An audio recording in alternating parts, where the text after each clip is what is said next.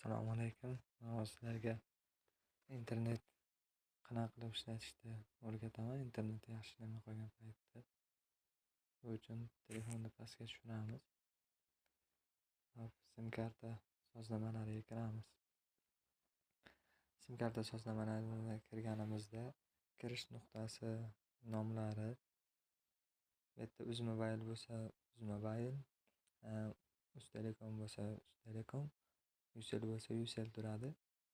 Bundan kiramiz. Kirib qo'shish dejamiz nomiga xohlagan bitta nomni qo'yamiz. Misol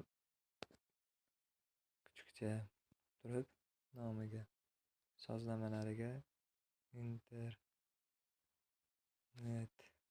internet nuqta uz turib keyin pastga tushiramiz. Axborot va kanallar degan joyi bor. Shu yerdan tanlanmaganini o'chirib turib hammasini yoqamiz.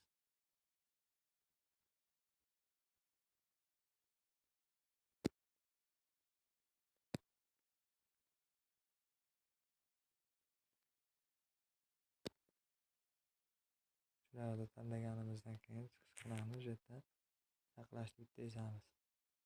Internetimizni shunga olamiz. Internetimiz avvalgidan ham tezroq ishlaydi.